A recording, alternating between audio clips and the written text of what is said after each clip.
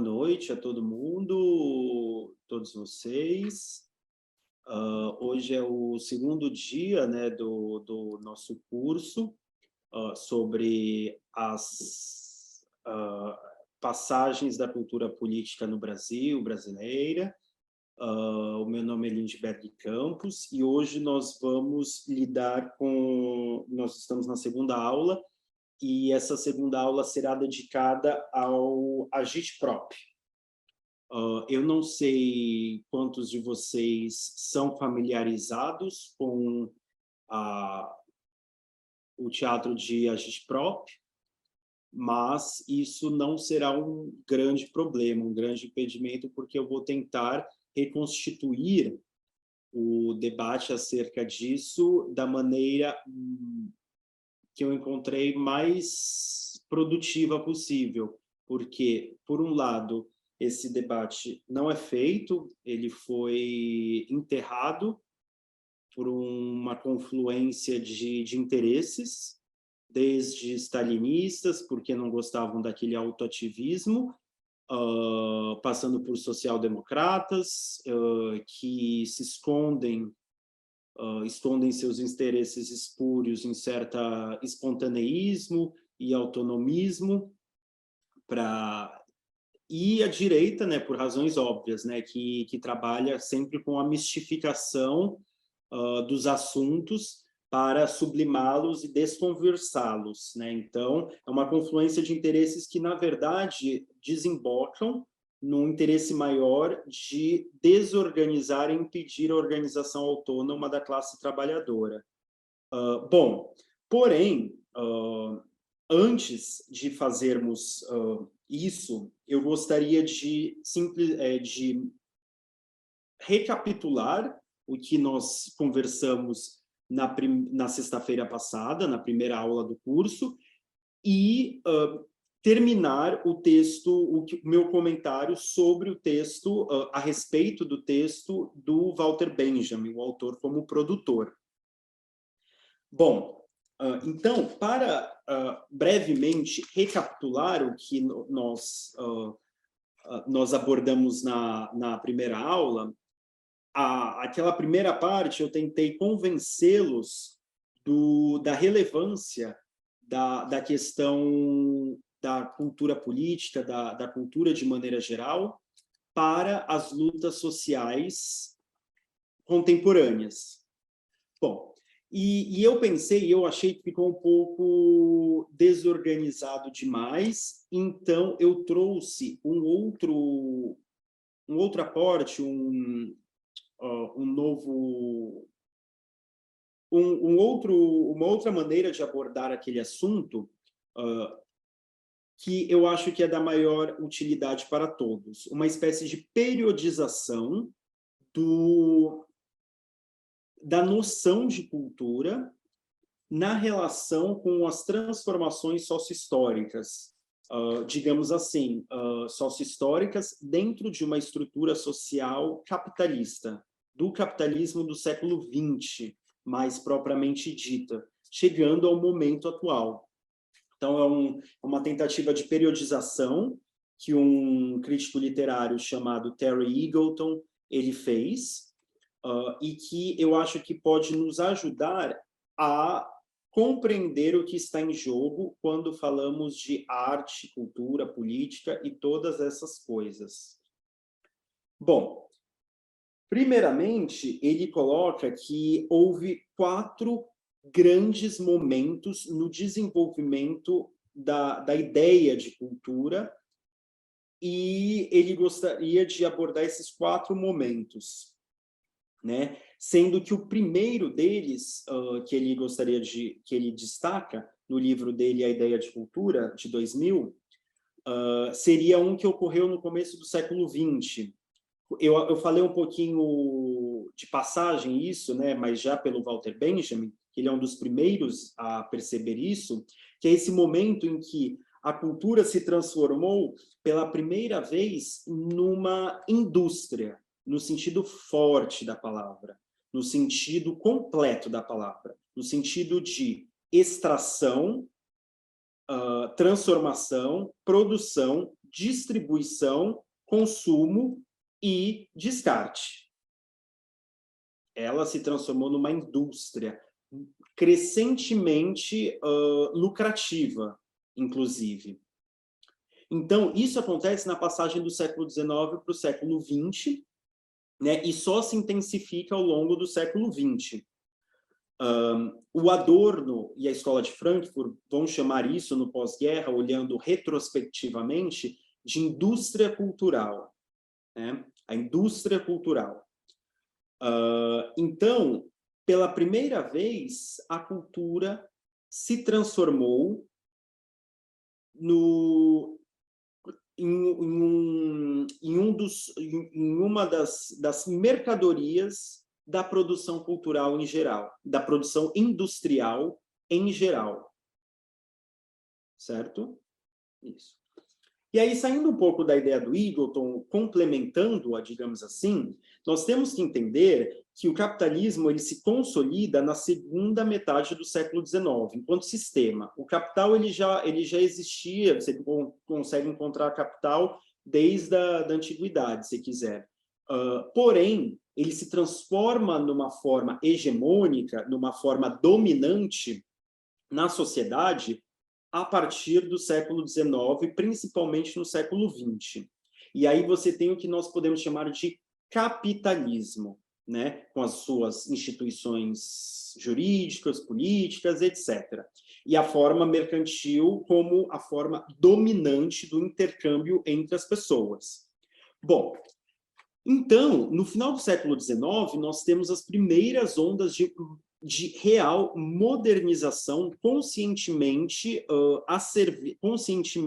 em uma escala até então sem precedentes, de modernização social das relações sociais cotidianas das pessoas no interesse da reprodução ampliada do capital. Correto? E eu vou dar um exemplo, que é o exemplo clássico, né? Que é onde isso aconteceu primeiro, que é a modernização de Paris, a cidade, a capital francesa, na segunda metade do século XIX, logo após a Comuna de Paris, a derrota da Comuna de Paris. A Guerra Franco-Prussiana, os franceses tentando impedir, sempre, os alemães de se unificarem, e a França vai com tudo para cima, porque ela sabe que é a segunda ou a terceira que vai rodar, né, quando isso acontece. Vai para cima dos alemães e perde a guerra. Nesse bojo da derrota da guerra, acontece uma revolução proletária, propriamente dita, em Paris, e um governo de trabalhadores é instaurado em Paris, que foi conhecido e analisado como a Comuna de Paris. Esse governo ele dura alguns meses e é brutalmente massacrado, essa é a palavra, pelas forças reacionárias francesas e o exército prussiano. A título de rodapé, de curiosidade, aquela basílica horrorosa, que todo mundo vai tirar foto em Paris, chamada Sacré-Cœur, do Sagrado Coração, não sei se é da Maria, se é de quem, aquela coisa foi feita como uma celebração da reação católica à destruição da Comuna de Paris. Pois é. A verdade do espaço é o tempo, porque é a negatividade do espaço, né? O tempo, a história, né? A memória. Bom, então, quando a Comuna de Paris é derrotada, acontece a modernização da cidade de Paris. E nessa modernização, você não apenas asfalta, você não apenas muda, né, a aparência dos prédios e tal, fica daquele jeito que a gente conhece, né? Paris deixa de ser uma cidade e se transforma nesse cenário que nós conhecemos até hoje, porque para quem já sabe, quem já visitou Paris, sabe que Paris não é propriamente uma cidade. Paris é um cenário, né, como alguns colegas meus falam, onde as pessoas circulam. Bom, além disso, as ruas são alargadas, porque vocês sabem que as cidades medievais, elas eram como as favelas que nós conhecemos, grosso modo. as ruas eram vielas, muito, eu não sei falar isso, cerradas, narrow, eu não sei falar, desculpa, não consegui evitar, mas que elas são muito estreitas, desculpa. Elas são estreitas e elas foram alargadas. Isso é uma das coisas também que facilita as barricadas. Então, o que acontece? Surge todo essa parafernália, esses equipamentos que hoje nós achamos que são normais. Por exemplo, parques públicos, sabe as coisas que a gente faz para não se matar ou não matar os outros, para não sucumbir ao tédio? Essa palavra é central também, o tédio, são construídas ali. Os parques públicos, as feiras, feiras eu estou falando tipo exposições, essas coisas, não feiras de rua, essas coisas. Exposições, bibliotecas públicas, teatros públicos, enfim, vai surgindo toda essa estrutura da metrópolis, né? Que vai ser a estrutura pela qual o modernismo vai acontecer, enfim, a gente vai falar um pouquinho mais sobre isso depois. Aqui o que eu estou falando é desse primeiro momento da cultura se transformando em indústria, e acontece no bojo dessa necessidade de criar toda uma infra e estrutura para esse novo sujeito mecânico, não mecânico, desculpa, técnico, que habita as cidades construídas à imagem e semelhança dos interesses da reprodução ampliada do capital. Ok? Tá. Então, essa é a primeira coisa. Ok? Então, tá. E aí vem os impressionistas todos. Geralmente, quem traz essa discussão é quem estuda os impressionistas franceses. Por quê? Porque o que é o impressionismo? Você pega uma imagem e você tenta fazer as pessoas verem sem elas verem. E os temas dos impressionistas são esses: é o bar, é o parque, é a estação de trem, é a fumaça, essas coisas desse cidadão técnico, esse cidadão cidadino somos nós, na verdade, só que numa versão mais anterior, né? Mais primitiva desse processo. Então, esse cidadão, ele vê, mas ele não vê. E aí o impressionismo, ok? Principalmente com a propaganda, a disseminação das imagens, da propaganda, do interesse, da distração leve e desinteressada, a fruição desatenta, ok? Que é tudo contra isso que as vanguardas e as artes politizadas do século XX vão se colocar, ok? Então tá, então esse primeiro momento da transformação da cultura em uma indústria, assim, indústria com I maiúsculo, digamos assim. O segundo momento, Jesus Cristo, olha o horário. O segundo momento, ele acontece nos anos 70, na era do que nós poderíamos chamar de pós-modernidade, né? Em que não apenas a cultura já se transformou em uma indústria enormemente lucrativa, mas outras indústrias, esse aqui é o pulo do gato, isso é um aspecto do pós-modernismo enquanto estilo, não enquanto estrutura social, que é a pós-modernidade. Enfim, mas esses conceitos aí, não importa a palavra, importa o conceito. Esse povo ficar brigando com as palavras é uma coisa terrível. Mas, enfim, o importante é a precisão conceitual. O que acontece, então, é que você tem indústria cultural, mas a novidade que surge mais ou menos ao redor dos anos 70 é que outras partes da sociedade se tornaram começaram a crescentemente assimilar e a integrar a cultura. Em outras palavras, outras dimensões da sociedade se tornaram culturalizadas, estetizadas. O exemplo, o estilo, o design, né? Design italiano, o design de não sei o quê, as embalagens, as propagandas, publicidade, as relações públicas, e tudo isso que vai formando o que é o nosso capitalismo contemporâneo, né? Então, o que acontece é uma intensificação da integração da cultura e outros tipos, em outros tipos de práticas sociais. Tudo vai ficando estetizado, né? Culturalizado. Tá.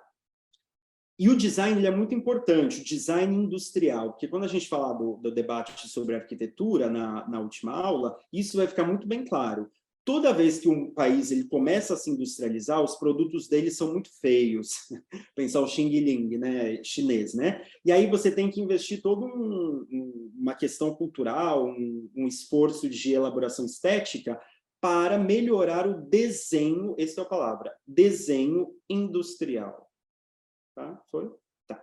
Vamos voltar aqui. Então, é como se a cultura ela se espraiasse para outras esferas da vida social que antes ela não estava tão diretamente ligada, né? O problema disso, uma desvantagem para a cultura é que acontece o que as vanguardas, mais ou menos, de uma forma muito mais rebaixada e quase macabra, a cultura ela se espalha para todo, ela se dissolve no tecido social, né? Ela vira prática, a nossa prática cotidiana, né? O problema disso, então, está tudo em cultura, né? O candidato à presidência tem que apresentar toda uma estética, uma cultura, porque o argumento em si não é, ele perde muita importância. Tanto é que os candidatos eles não precisam no debate, porque não é aí que está a questão, né? Não é isso que é decisivo, né?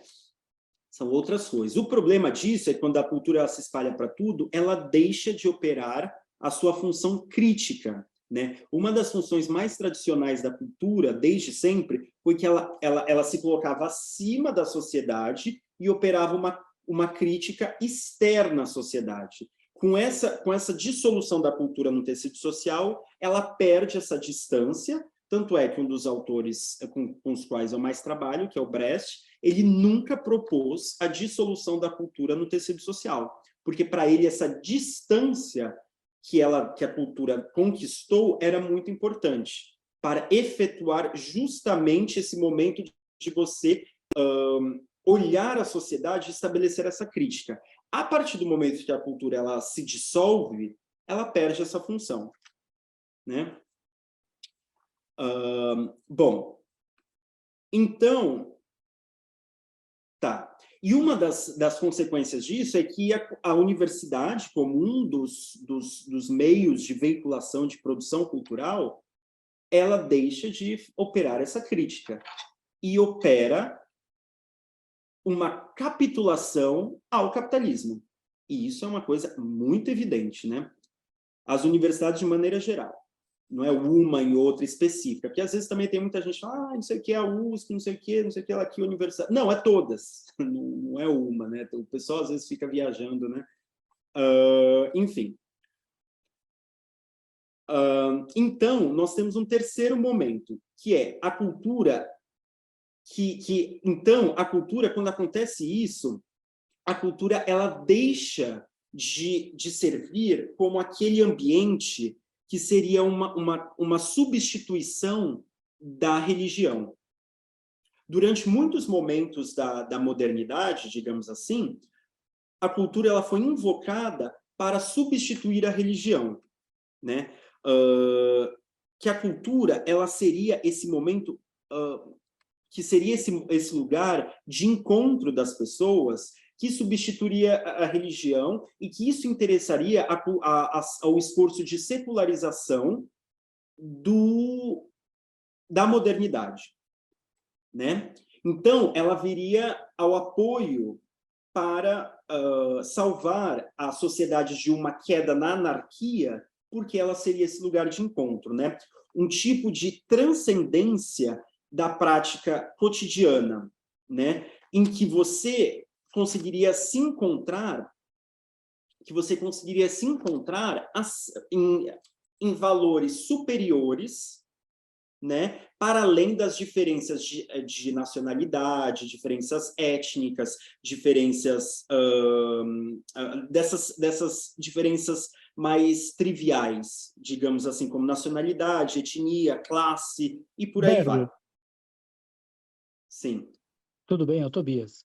Uma dúvida que eu tenho, você falou sobre essa questão dos parques públicos, das feiras, né? A importância que elas vão ter nesse início do século XX, né? Quando ela começa a virar uma indústria. 19 E para 19 para o 20.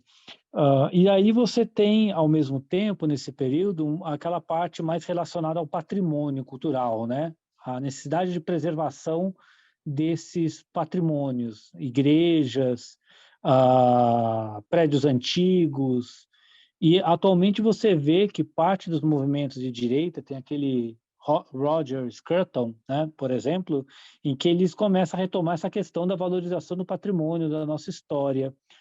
Qual a importância desses patrimônios nessa trajetória, desse patrimônio cultural, né, nesse processo?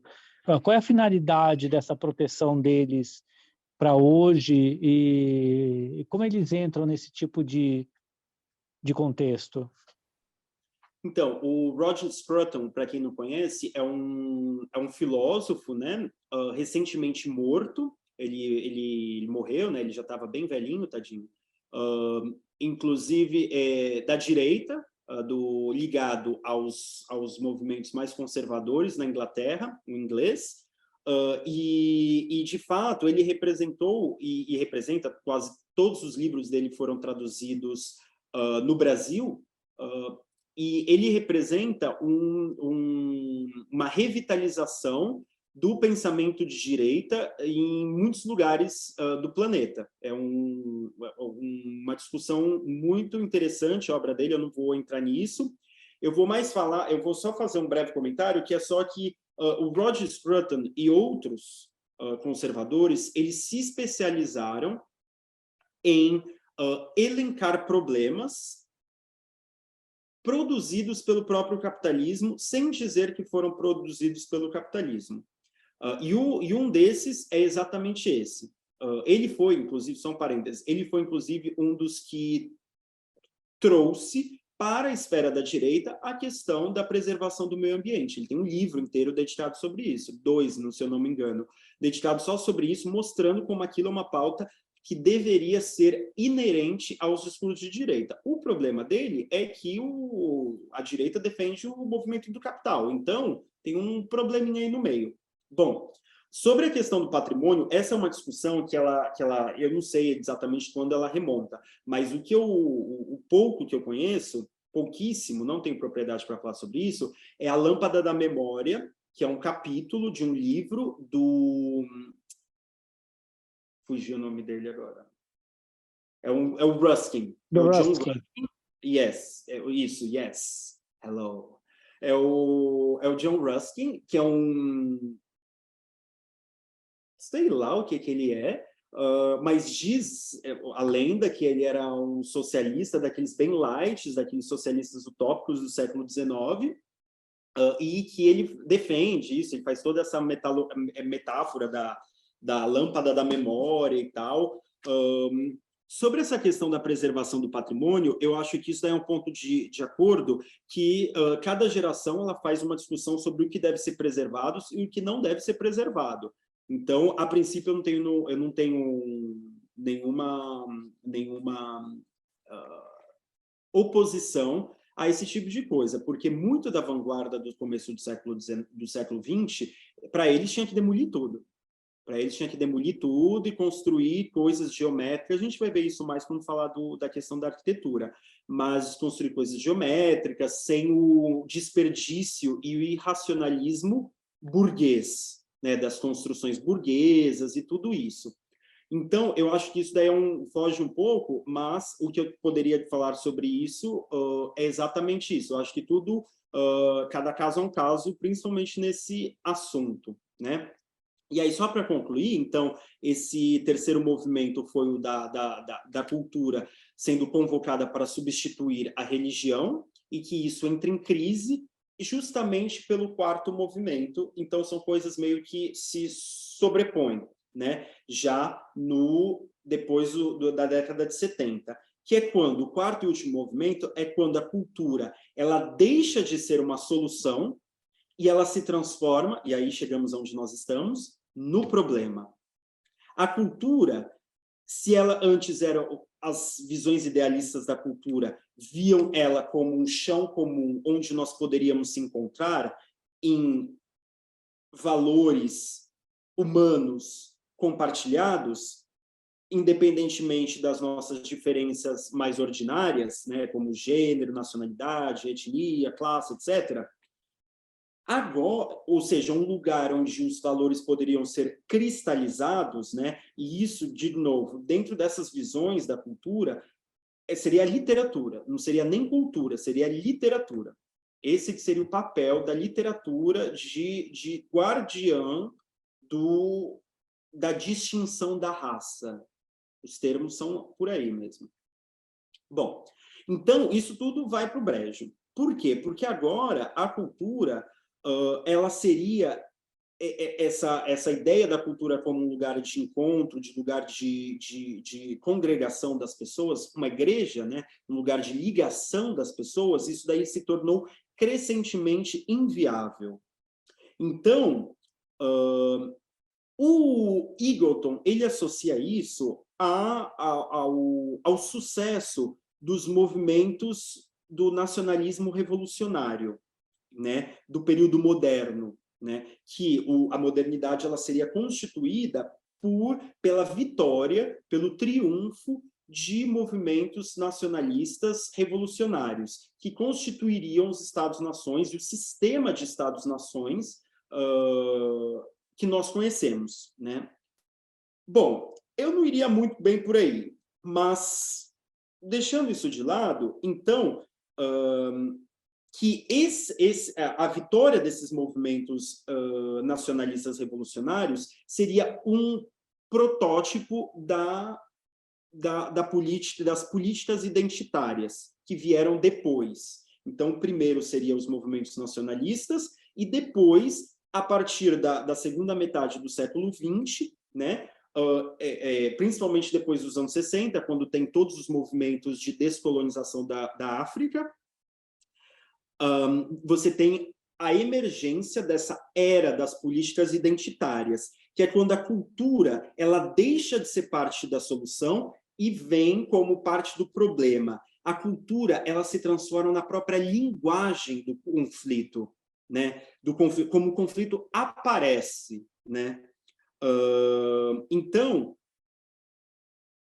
as pessoas elas crescentemente brigariam por questões de linguagem, de símbolos, de práticas diárias, de parentesco, de tradições, de comunidade e por aí vai. Tudo isso que antes unia as pessoas fica crescentemente problemático. Eu acho que eu não preciso multiplicar os exemplos para vocês verem que a gente está falando exatamente do nosso dia a dia. Hoje em dia, você abrir a boca já é um terreno minado, um campo minado. Se você não usa o gênero neutro, se você usa uma palavra, fala favela, não fala comunidade. A linguagem, que era o ambiente onde as pessoas se encontravam, ela própria, nas suas formulações, nas suas formas, ela já é o conflito, né? Não é mais o salário, saiu. Ainda é. Mas não é aí que o conflito diário se estabelece, né? Enfim. Então, essas seriam as partes da cultura, né? Essa periodização da ideia de cultura chegando até o nosso momento, né? Para enfatizar, reforçar aquilo lá que eu falei na primeira parte da nossa aula sobre a relevância de se colocar essas questões sobre a cultura, a arte, essas coisas. Porque, de fato, hoje, esse é o estado da arte. Não sei como será depois, sei um pouco de como foi antes, e basicamente é isso. Bom, avançando em relação ao... Então, foi só um parênteses para tentar organizar aquela primeira parte que nós começamos no primeiro encontro. Bom, eu comecei a falar sobre o texto do Walter Benjamin, né, que é o autor como produtor, um texto de 1934, que foi uma encomenda pelo Instituto de Estudos sobre o Fascismo, uma organização onde se congregavam, era tipo uma frente antifascista, né, onde se congregavam vários partidos, movimentos populares, etc., na resistência antifascista, né, muito mais avançado do que a própria Frente Popular, né, dos anos 30 na França, mas foi uma encomenda, né, ao Walter Benjamin como intelectual engajado, exilado, né, que o Hitler, como vocês sabem, ele chega ao poder em 1933 e já começa a nazificação da Alemanha, né? Bom, e em 34 ele já estava em Paris, já totalmente articulado com os movimentos antifascistas, né? Então, essa comunicação dele, que ele nunca chegou a comunicar, mas que foi publicada, ela é parte desse esforço antifascista, ou seja, parte de uma razão militante já, né? Que já configura, que já empresta a esse escrito um patamar diferenciado. Bom, o que eu não vou retomar tudo que eu falei sobre o texto, porque senão nós não conseguimos, pelo menos, começar a parte da Agitprop hoje. Bom, então eu vou partir de onde eu parei. Aí qualquer coisa vocês revêem o livro, a aula anterior, que foi, se eu não estou salvo engano, ela foi gravada. Bom, o Walter Benjamin, então, ele fala, onde eu parei foi exatamente quando ele fala que nós não devemos estimular um voluntarismo nas pessoas, que isso daí não levaria muito, muito longe, que é mais produtivo demonstrar aos intelectuais, aos autores, aos artistas, às pessoas que estão envolvidas com tudo isso, a coincidência, a relação entre as dificuldades deles de produzir o que eles querem produzir, as inquietações espirituais deles e a pauta da luta dos trabalhadores. Entre outras razões, por conta de uma crescente concentração da propriedade dos meios de produção cultural, de concentração da propriedade das novas ferramentas de trabalho. As pessoas elas se iludem muito com as redes sociais, elas acham que elas estão de posse de uma ferramenta que, na verdade, as possui. Esse que é o ponto do Benjamin. Isso é o autor que não refletiu sobre a sua condição de produtor. Ele não percebe que o formato da rede social, esse formato aqui do Meet, do Zoom, dessas desgraças todas, eles já impõem uma série de demandas que nos apartam, que não estão sob o nosso controle. Correto? Por exemplo, pessoas que não tenham todos esses aparelhos já estão descartadas. Num país como o Brasil, isso faz muita diferença. O próprio formato dos algoritmos do YouTube. Hoje em dia isso está muito bem claro, né, para as pessoas. Não tão claro, porque, imagina, não podemos jamais subestimar a inocência, a desatenção das pessoas. Né? Para quem não for claro, né, o que circula é dos interesses do YouTube. Né? A própria ideia do Snapchat não, como é que fala? Do Superchat, dos algoritmos, como eu já falei, do formato, né, do vídeo, né, as questões que o vídeo impõe ao próprio conteúdo que vai ser veiculado e por aí vai. E como vocês vão ver, a atividade militante, ela é presencial ou ela não é. Isso também tem que ficar muito bem claro. Para quem ainda não percebeu isso, é bom começar a pensar sobre isso. Bom, isso daí são algumas coisas, né? Outros exemplos: teatros, editoras, jornais, escolas, revistas, museus, universidades, estúdios, laboratórios, todos esses meios de produção cultural, eles são crescentemente privatizados. Então, a luta contra o capital, contra a propriedade privada dos meios e pela socialização desses meios, interessa a todos. né? Ou pelo menos aos que não são gargantas de aluguel dos interesses do capital, né? Bom, e também a formação de novos produtores, né? Por quê? Porque você só consegue fazer com que a sua produção avance se você tiver interlocução com outros produtores e que mais consumidores deixem o lado passivo e comecem não só a consumir, mas a produzir também, né? Porque se você é um produtor que não consegue formar outros produtores, você não está produzindo coisa nenhuma, né? Isso é muito bem claro. Isso daí a gente sabe desde a antiguidade. Você tem o mestre, você tem os aprendizes, que vão se transformar em mestres, porque senão o negócio nem continua, né? Então, até o estilo da universidade, né, na sua forma antiga, ela segue esse padrão, né? Se bem que, enfim, vamos falar nada. Bom, agora eu vou falar a última parte, eu vou falar as últimas partes do texto dele, que eu acho que são algumas partes que são importantes de serem ao menos mencionadas, que é a questão das relações e condições de produção. Vou citar o Walter Benjamin.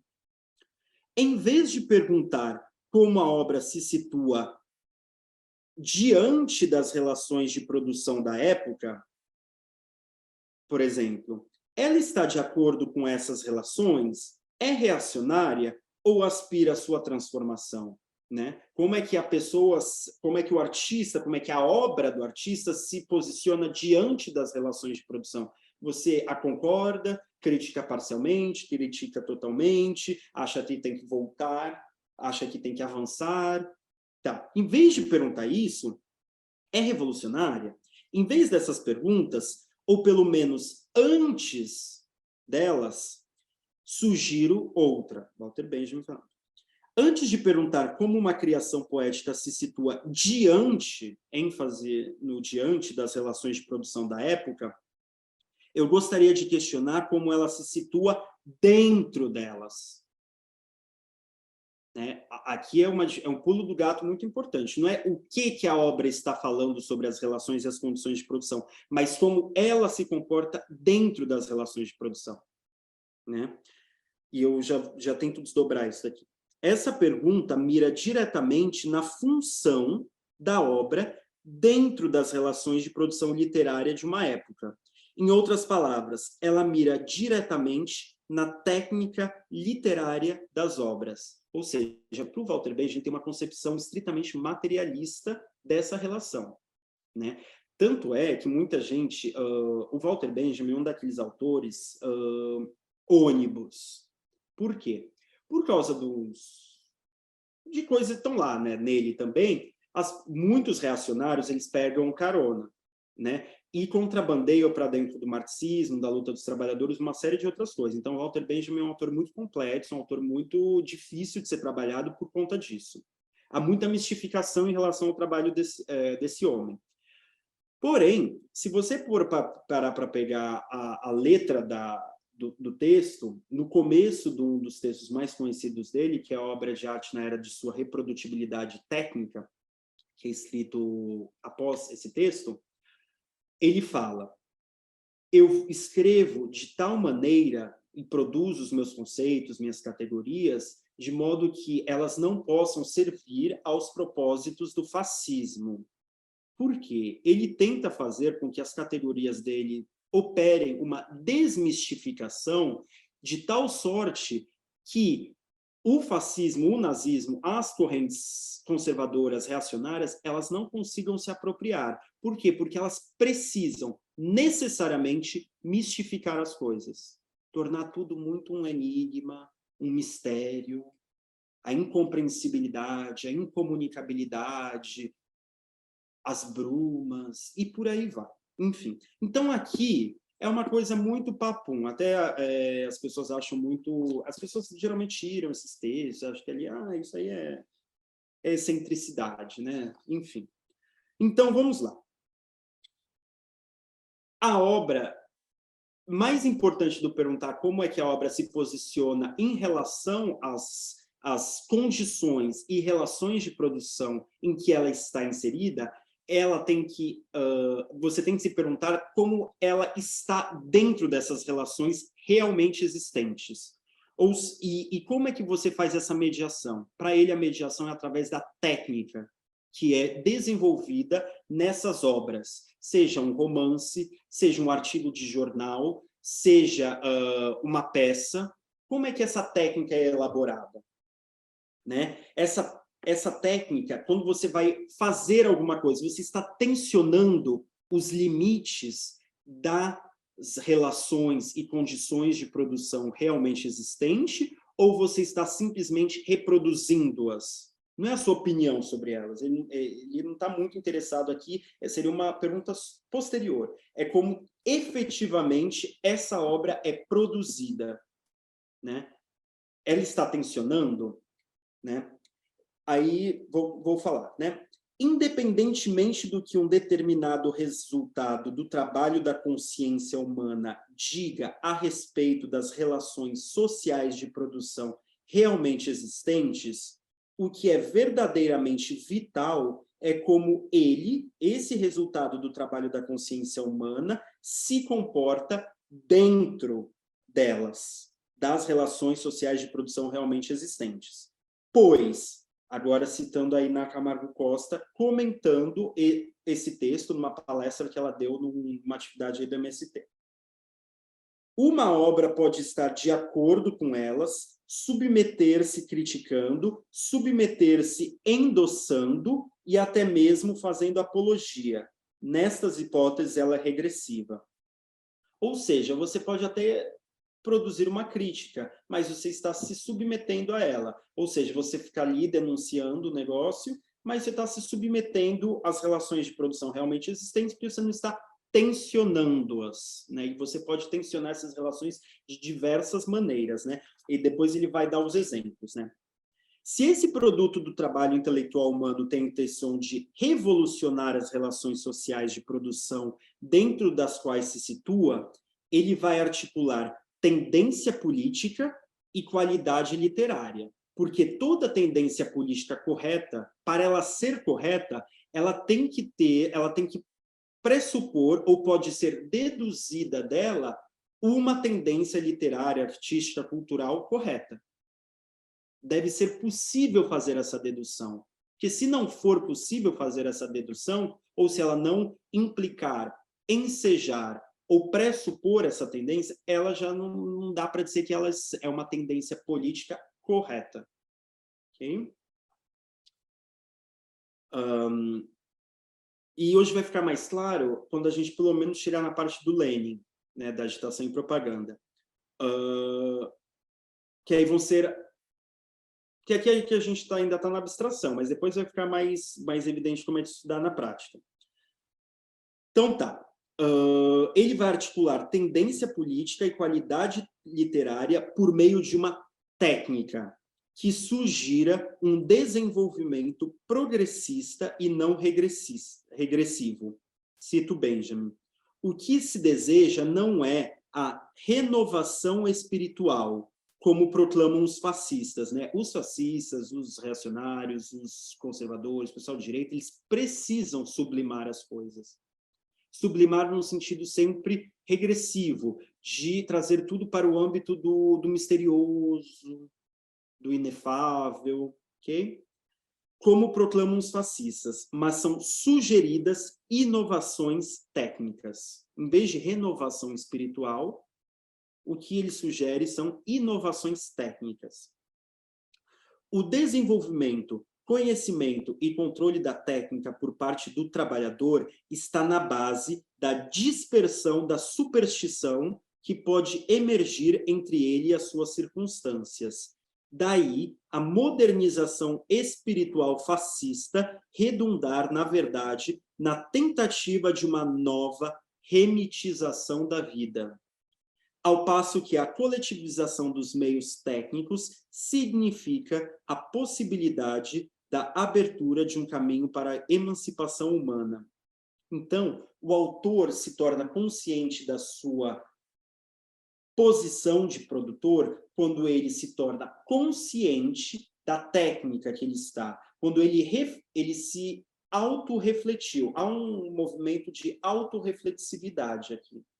em que você percebe que você está fazendo alguma coisa de uma determinada maneira, de uma determinada forma, e você quer pensar sobre isso. Por que eu estou fazendo desse jeito e não daquele, né? Bom, e a direita, normalmente, ela quer remitizar a vida, né? É só vocês pararem para pensar, é muito recorrente esse discurso de você falar que, mais do que uma guerra cultural, uma guerra de classes, o que nós vivemos é uma guerra religiosa, né? É o bem contra o mal, tá cheio de demônios, são as trevas, é o demônio, né? Então tá. Bom, o primeiro exemplo, então agora vamos para os exemplos, e aí eu concluo com isso, né? Porque senão... O primeiro exemplo que o Benjamin nos dá, nesse sentido, é o de Sergei Tretyakov, no âmbito da Frente de Esquerda das Artes, a LEF, a qual foi formada logo após a vitória dos bolcheviques na Guerra Civil Russa, e que depois desempenharia um papel digno de nota na luta pela coletivização da agricultura já no final dos anos 20, né? Antes do brutalismo stalinista, que aí ele falou, não, esse negócio aí de convencer as pessoas, não, é melhor sair matando mesmo elas e pronto. Aqui eu estou caricaturizando, mas foi muito pior que isso, né? E também matou todas essas pessoas aqui que eu estou citando, né? O Stalin tratou de encaminhar todas essas coisas, o Stalin e a camarilha dele. Bom, o Tretyakov, então, sugeria uma diferenciação entre autor-informante e autor operativo. O primeiro, o autor-informante, estaria preocupado quase que exclusivamente com a construção das melhores maneiras de se relatar os eventos de um ponto de vista supostamente objetivo. E o segundo, o autor operativo, submeteria as pesquisas de linguagem ao imperativo de contribuir para que os eventos acontecessem, extrapolando, desse jeito, os limites do gênero do mero relato, pretensamente imparcial. Além disso, Tretyakov sugeria que o desenvolvimento desordenado da imprensa burguesa, perda de profundidade e de abrangência, combinada com a assimilação veloz de leitores, poderia muito bem ser visto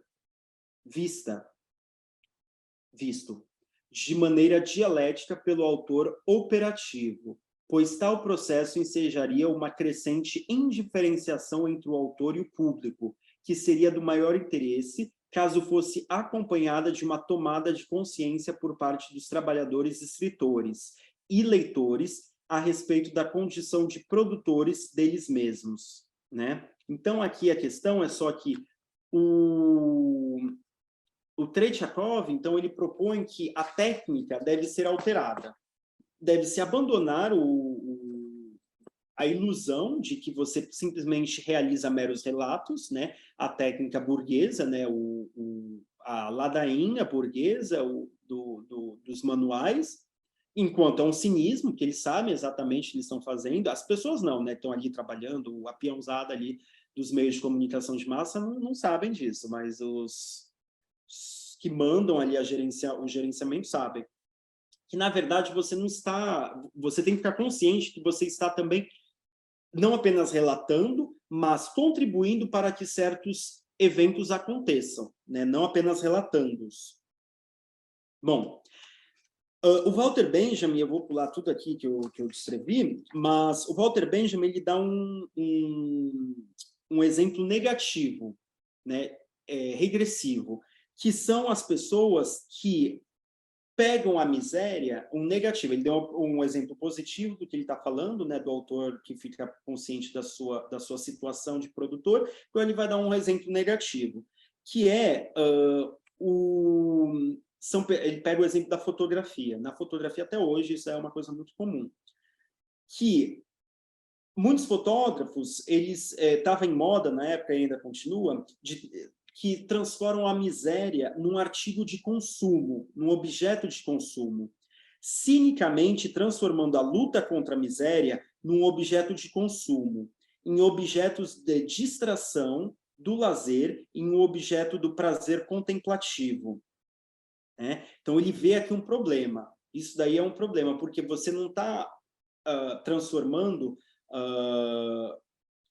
você não está colocando as pessoas num papel reflexivo sobre as origens da miséria, sobre o porquê que ela acontece, sobre o que nós podemos fazer sobre isso. Você está apenas retratando a miséria e dizendo que está fazendo uma crítica, uma denúncia, enquanto, na verdade, você está fazendo simplesmente uma fruição da miséria, né? Bom, ele teria outros exemplos, um exemplo na música, outros exemplos na literatura, ele tem o exemplo do Brecht, também, ele se demora muito no exemplo do Brecht, mas eu não vou falar sobre tudo isso, porque algumas coisas vai dar para trazer agora quando a gente entrar na conversa sobre o agite próprio, e aí a gente pode deixar uma parte no final. Vou fazer só uma pequena introdução sobre isso, e aí, na parte do final, vocês podem fazer comentários, perguntas. Então, vou fazer uma breve introdução sobre o assunto, né, do agite próprio, que muitas vezes as pessoas não sabem o que é, do que se trata. E aí eu já abro para as perguntas e termino na semana que vem, né? E aí a gente já começa a Ópera Café, do Mário de Andrade, começa a falar mais especificamente sobre o Brasil, né? Mas eu acho que já deu para dar uma ideia do movimento do ensaio do Benjamin, né? Porque depois ele só vai multiplicando os exemplos, né? O texto ele é muito acessível, não é um texto difícil, porém ele coloca muitas ideias que têm que ser desdobradas, né? Depois, né? Então parece muito fácil, mas depois, se você tem uma chave, né? No sentido judaico da Cabala, você consegue desdobrá-lo, né? Bom. Boa noite, hoje é a segunda aula, vamos falar sobre o agite próprio. Eu não sei quantos de vocês são da militância, quantos de vocês sabem o que é agite próprio, mas eu vou partir do pressuposto de ninguém sabe nada, né? Que ninguém sabe nada, e partir bem do comecinho. Tá, e eu vou fazer só essa introdução, uns 10 minutos, e o resto a gente deixa para vocês falarem, fazerem suas ponderações, suas perguntas, questões, tá? Bom, o teatro de agite próprio, e eu acho que é bom fazer essa ressalva, que ele é, basicamente, ele surge como uma atividade de teatro, de agite próprio. Agite próprio é uma fusão das palavras agitação e propaganda, que, na história do movimento operário, elas foram vistas como separadas. Agitação, propaganda. Eu já vou entrar no debate, né, sobre isso. E o teatro de agite próprio ele surge justamente para unir as duas coisas que antes eram separadas. E isso daí é uma coisa que a cultura, que as linguagens artísticas, elas conseguem realizar, né? E nós vamos ver exatamente isso. E, não por acaso, o teatro é uma das linguagens artísticas que tem uma relação mais próxima, um contato mais próximo com... o teatro ele se estrutura, né, na zona de máximo contato com a realidade social. Ele é uma atividade necessariamente presencial e coletiva. Então, por isso mesmo que o teatro ele se politiza muito rápido, para o bem e para o mal, né? Também tem essas ponderações, né? Bom, então, o teatro de agite próprio foi o ponto culminante que a relação, até hoje, insuperável, que a relação entre arte e política já atingiu. Ele se configura como um verdadeiro salto em termos de experimentação de linguagens artísticas. Entre outras razões, porque em algumas de suas modalidades houve não apenas a negação do conceito burguês de arte nos seus aspectos mais cruciais, a saber, a autonomia, a tendência à autorreferencialidade, né? Uma das características da arte burguesa, da arte moderna, é que ela ganha o direito de falar de si mesma, crescentemente, né? E outra coisa, e ao falar de si mesma, ela afirma uma autonomia que, na verdade, significa que é uma autonomia em relação à realidade social. Ela se desprende, a arte moderna, a arte burguesa, da necessidade, ela se alforria das necessidades de representação do poder de Estado e do poder político. Durante praticamente toda a história da humanidade, a arte, a produção artística, ela era subordinada a essas representações do poder religioso, do poder do Estado, né? E ela vai, aos poucos, se autonomizando. E essa é uma das características da nossa arte moderna, porque às vezes parece que ela sempre fala assim, a arte não tem nada a ver com a vida, não sei o quê, enfim. E a autorreferencialidade, falar de si mesmo, né? Ela se autorreferencia, né? E aí, se você entra num museu de arte contemporânea, isso daí fica muito evidente, né?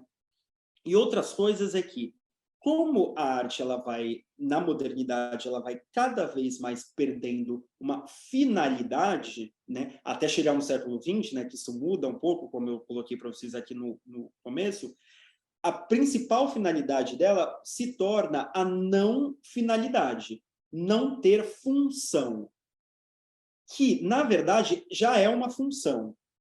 O sujeito burguês, ele se afasta da sua vida de meios e fins e encontra na esfera artística separada uma ilusão de um meio separado em que ele pode praticar a sua autocompreensão. E essa é uma das razões da arte burguesa ela crescentemente se subjetivar, né? Ficar cada vez mais subjetiva, né? Porque ela tem essa função de ser uma esfera separada, incólume, onde o burguês ele vai ter uma ilusão momentânea de ter uma personalidade individualizada. Então, a arte burguesa ela se caracteriza por ter uma finalidade de autocompreensão. Ou, se vocês quiserem, para os mais idealistas, porque eu sou democrático nesse sentido, de não ter finalidade, né? E não ter finalidade significa isso. Eu não sei se ficou muito bem claro isso. Então, a arte de agite próprio, ela representa uma negação desses pontos. Mas ela não só nega, ela avança em direção a novas formas até então desconhecidas. A sua feição mais característica é a subordinação da fruição estética e da compensação simbólica às necessidades de organização de inúmeras pessoas impelidas a participar da luta social. Então, ela é subordinada, os seus elementos estéticos, o seu gênio criativo é subordinado à luta social, às encomendas realizadas pela luta política, correto? A organização das pessoas, né? Esse é o ponto de partida do agite próprio. Não é por acaso, portanto, que o teatro de agite próprio nasce com essa denominação, porque antes você tinha outras experiências equivalentes, durante a Guerra Civil Russa. A Guerra Civil Russa aconteceu de 17 a 22, e ela, em defesa da Revolução de Outubro, né, quando os bolcheviques eles tomam de assalto o poder, contra a invasão de cerca de 16 exércitos estrangeiros para auxiliar a reação do Exército Branco. As variadas fisionomias que esse tipo de atividade político-cultural tomou foram forjadas sob condições extremas, precárias, urgentes e de acordo com encomendas sociais. Então, aqui é uma coisa muito importante, porque aqui a ideia não é idealizar esse tipo de expressão, né? Longe disso, ou de pensar que a gente pode sair, retomar e sair andando por aí, por uma porta de fábrica, ou para a porta do telemarketing, sair fazendo um teatro-jornal. Não, não é isso de se trata.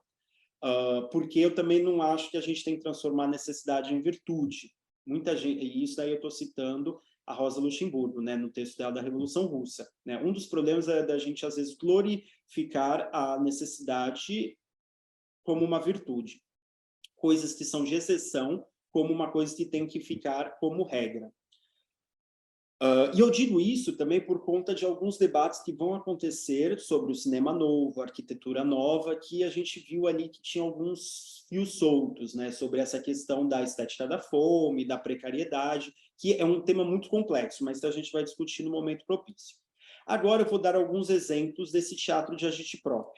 Por exemplo, você tem o jornal vivo, é uma modalidade de teatro de agite-prop que foi moldado, né, com fins de diversão, didáticos, às vezes, e para levar notícias a analfabetos em diversas regiões da Rússia soviética.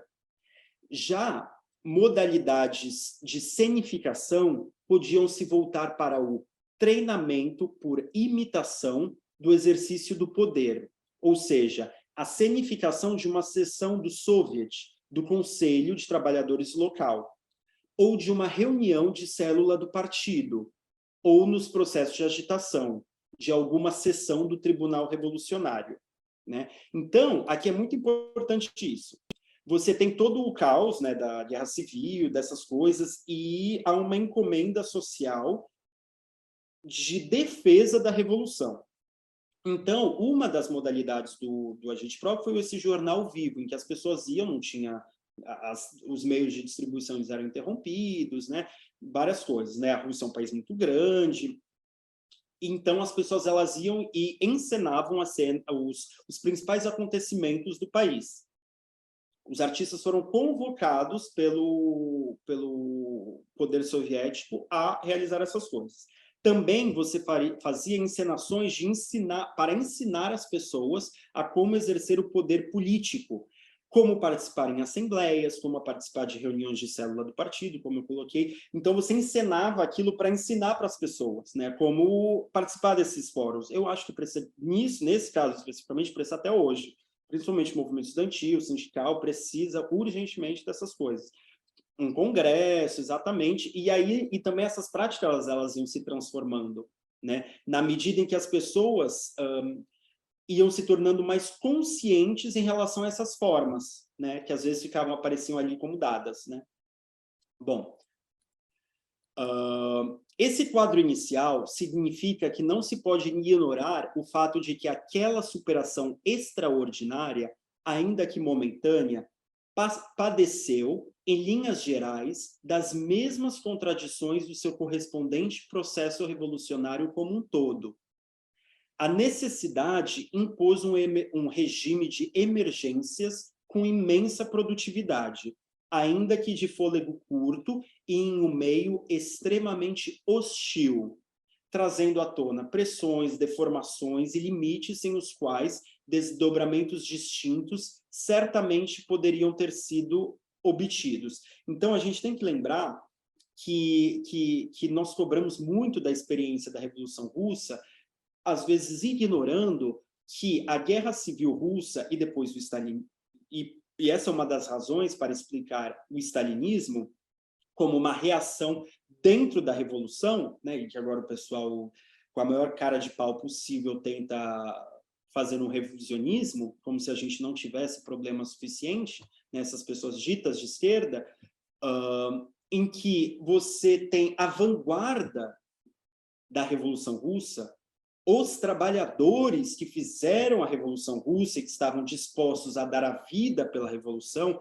foram assassinados, morreram dando a vida pela Revolução, né? Mais de 6 milhões, os números são sempre muito imprecisos, né? De pessoas morreram lutando pela União Soviética.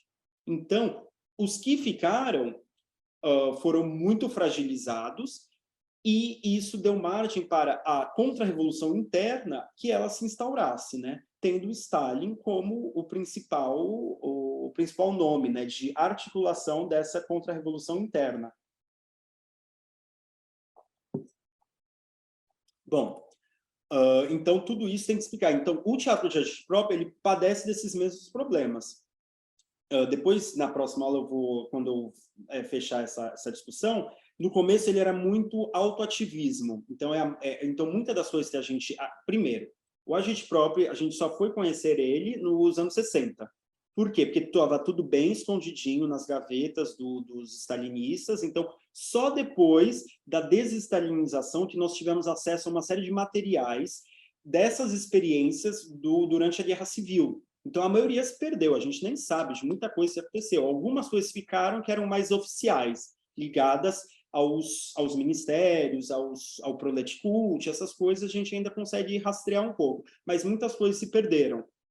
Então, tem esse problema também, que a gente conhece parcialmente, e muitas das coisas que a gente conhece foram deformadas, elas não conseguiram ir além do que elas foram, né? Porque foi isso, foi um salto, só que de fôlego curto, né? Por conta dessa situação. Então, agora, para concluir mesmo, eu vou fazer só, antes da gente analisar as expressões particulares de agite-prop, eu acho que é fundamental que a gente faça um recuo, um brevíssimo recuo, para situarmos a prática do agite-prop teórica, histórica e politicamente. E eu gostaria de fazer isso e concluir com isso, e aí a gente termina na próxima sexta-feira, começando pelo próprio termo, os termos, né? Tal como o Lenin estudou separadamente dentro das ideias de agitação e propaganda no panfleto que ele fez em 1902. O panfleto, muito conhecido, né, chamado O que Fazer. É ali que surge uma discussão que eu acho que é do maior interesse para nós e que serve como introdução para essa parte do agite-prop, né? Então tá, muito esquematicamente falando. Nesse escrito do Lenin, ele tem como objetivo principal superar a política trade unionista, que é a política meramente sindical, né? Eu acho que é muito importante a gente falar sobre isso dentro do quadro de um curso produzido, organizado por um sindicato.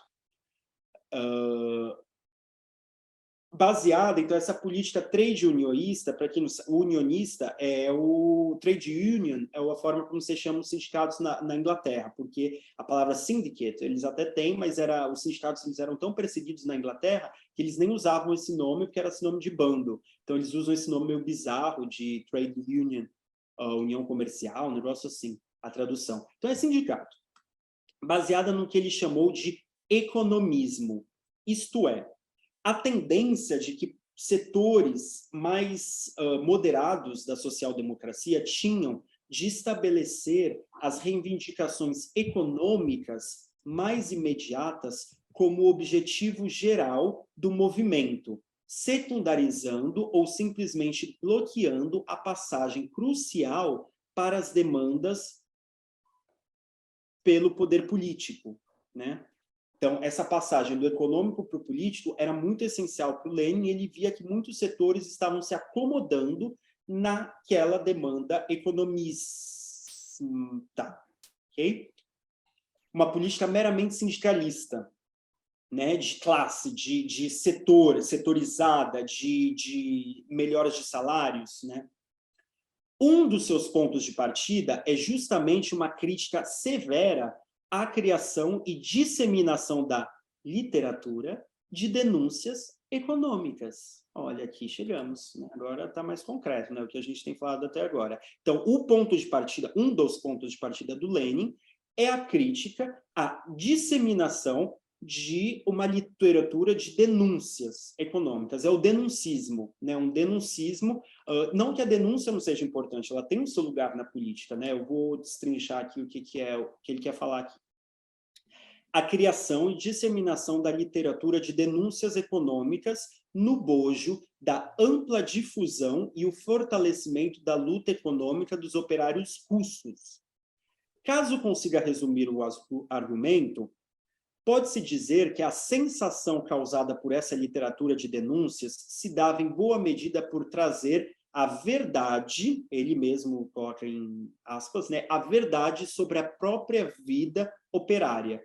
A verdade sobre a vida operária. É como se as pessoas estavam querendo consumir essa literatura de denúncia econômica porque elas viam ali a verdade sobre a vida operária.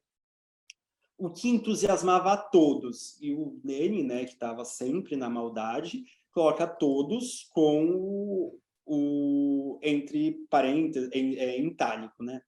para mostrar que é um apelo moral. E quem é que vai ser contra melhores condições de trabalho, né? Quem vai defender contra, né? A pessoa sempre vai encontrar outras maneiras, né, de defender isso, né? Porém, o Lenin não deixava de sublinhar a onda moralista e, no limite, politicamente inócua que tal iniciativa surfava. Cito Lenin. As denúncias, como sempre acontece, ganhavam força pelo simples fato de aparecerem, adquirindo o valor de uma poderosa pressão moral. É que nem quando o povo vem falar, a gente tem que acabar com a fome, a gente tem que acabar com a desigualdade. Quem é contra isso? Aí é por isso que aí apoia, não sei o quê, aí faz frente ampla, não sei o quê, porque quem em sã consciência é contra isso? Vai falar contra isso? Ninguém. Isso daí é um apelo à moral cristã das pessoas, que angaria muita gente, mas politicamente, o que se perde nisso, né? Ou seja, a propaganda que ele chama de trade unionista não conseguia ou não almejava romper os limites da publicização das mazelas da classe trabalhadora, ancorada na esperança de uma sensibilização moralizadora e que, em muitas vezes, poderia ser atendida pelos patrões.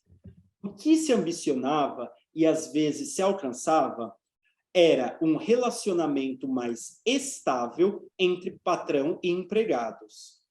Eu vou citar o Lenin, que eu acho que ele arruma aqui melhor.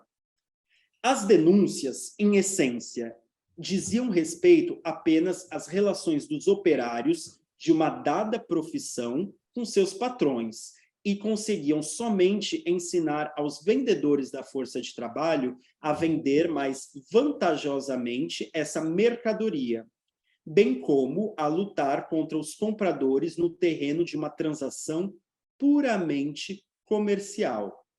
Essas denúncias podiam converter-se sob a condição de serem bem utilizadas pela organização dos revolucionários, em ponto de partida e elemento integrante da atividade social-democrata. Lembrando que o Lenin era do Partido Operário Social-Democrata da Rússia.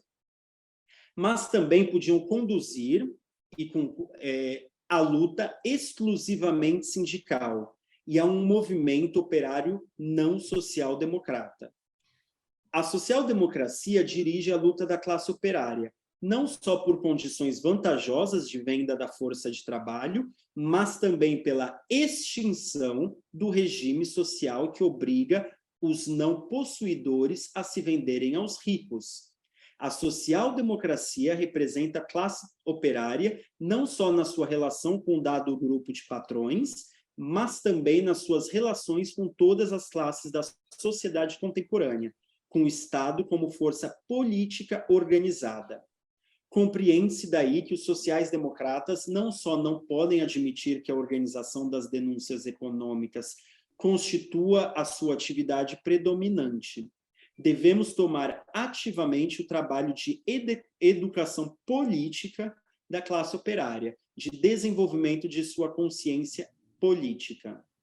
Então, aqui, e aí eu concluo com isso, o Lenin está abrindo uma divergência com a tese de que a agitação política deve seguir a agitação econômica, né? Ele abre uma divergência aqui. A agitação política ela não vem apenas da agitação econômica, como se a luta econômica, em geral, fosse o meio mais amplamente aplicável para integrar as massas à luta política. Ele discorda disso, que existe uma primazia da luta econômica. Para ele, todas e quaisquer manifestações da opressão policial e dos demandos da autocracia são amplamente aplicáveis para obter a integração entre luta política e luta econômica. Aqui ele deixa isso muito bem claro.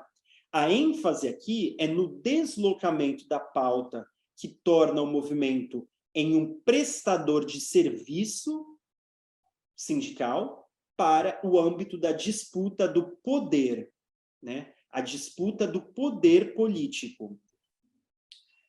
O que nos interessa mais instantaneamente nessa querela toda é o momento em que o Lenin ele apresenta sua crítica a uma tentativa de subrepticiamente alterar o sentido das noções de agitação e propaganda por parte dos setores mais moderados do Partido Operário Social-Democrata Russo.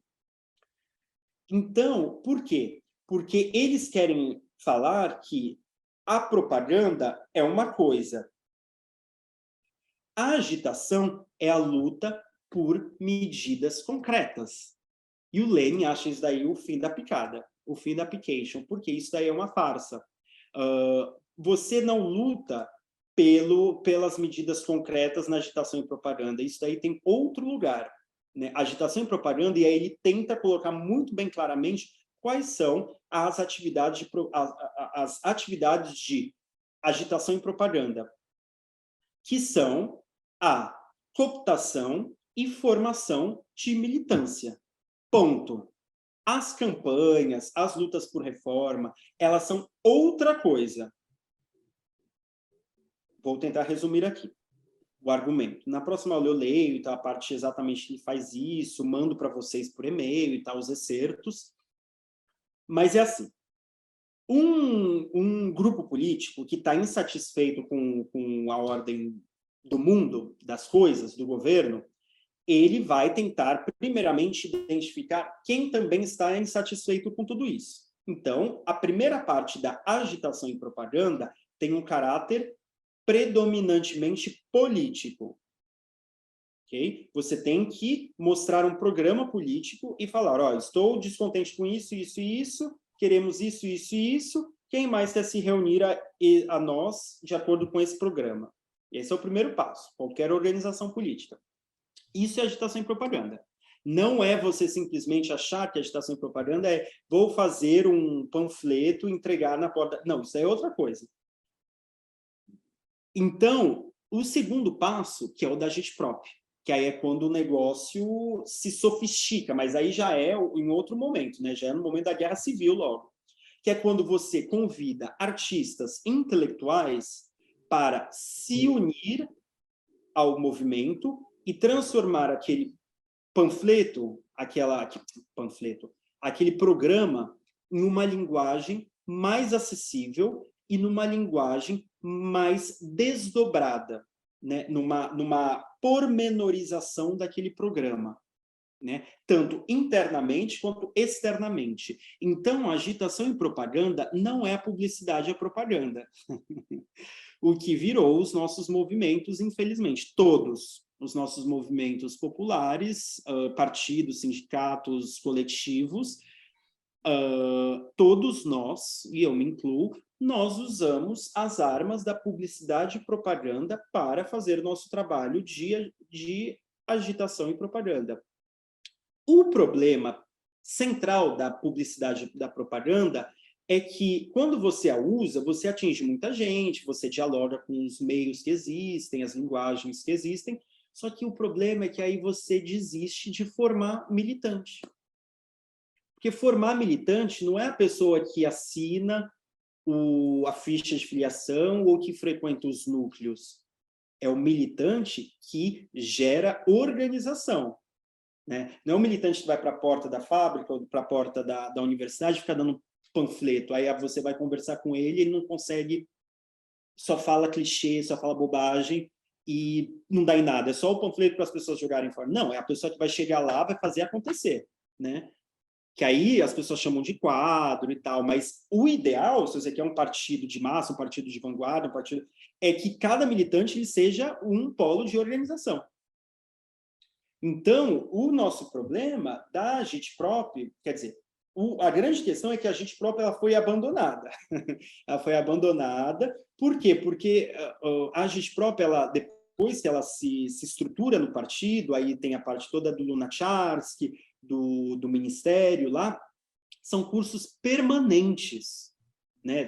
Semana que vem eu trago a grade curricular do Partido Social Democrata Alemão, por exemplo. A Rosa Luxemburgo ia lá, dava aula de economia política, mas não era um curso que tem 6 aulas, uma vez na semana e acabou. Não, eram cursos permanentes, história do movimento operário na Rússia, história do movimento operário Alemanha, história da literatura alemã, etc, etc.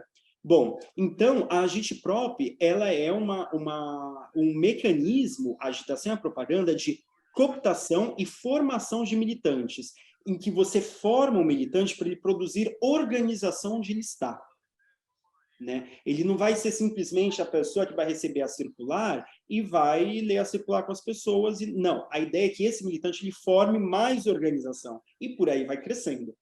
Evidentemente que falar é fácil, né? Óbvio, né? Eu já participei dessas coisas todas, e eu sei das imensas dificuldades e da imensa boa vontade das pessoas.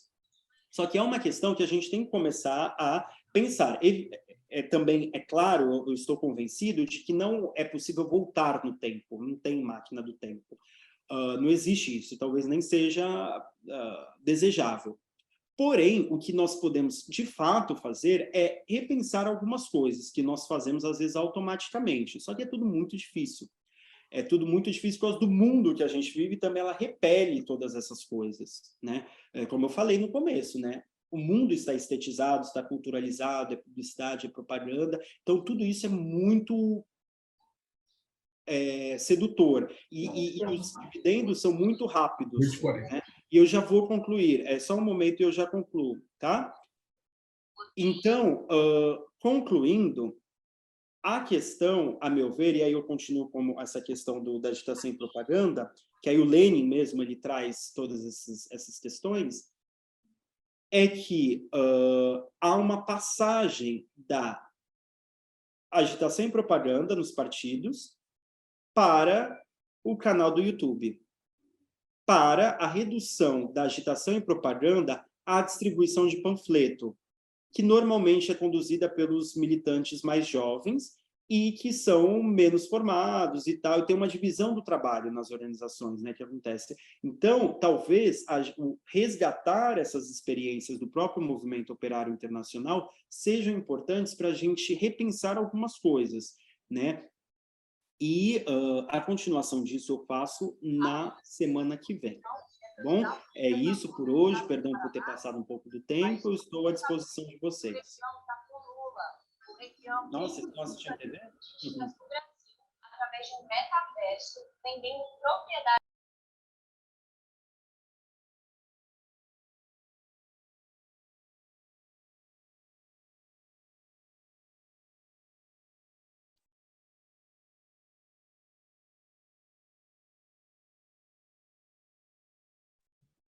Bom, gente, se vocês não tiverem nada para falar, para comentar, foi um prazer estar com vocês. Desejo a todos um ótimo final de semana. Espero que vocês apareçam na semana que vem. Tragam questões. Eu vou tentar mandar via o pessoal do sindicato os trechos, né, os trechos do livro do Lenin, né, o que fazer, para vocês poderem dar uma olhada. Para a semana que vem, o ideal seria que vocês lessem pelo menos o argumento da ópera do Mário de Andrade. Tem a ópera ela mesma e tem o argumento, né, onde ele conta a história. Né? Basicamente são 3 partes, né? A parte do Porto Parado, depois é no campo, e aí tem a parte da Revolução. Né? Você tem esse texto, Berg? Oi? Você tem esse texto? Eu tenho digitalizado? livro, eu nunca achei em PDF, eu tenho um livro, não sei se na internet tem. Eu posso tentar, como é que fala, tirar uma foto ou escanear pelo menos a parte do argumento, e aí vocês enviam. Eu vou tentar fazer isso até amanhã à noite, tá? Berg, só o seguinte, o Chico Alves acho que levantou aqui para fazer uma pergunta, ele levantou a mão, estou vendo aqui agora. Tá, pode falar. Então eu vou tentar enviar para vocês, aí quem conseguir ler seria uma boa, tá? Pelo menos o argumento da peça, porque da ópera, né? Que aí são umas 4 ou 5 páginas só, tá? E os excertos do Lenin. Pode falar, Chico.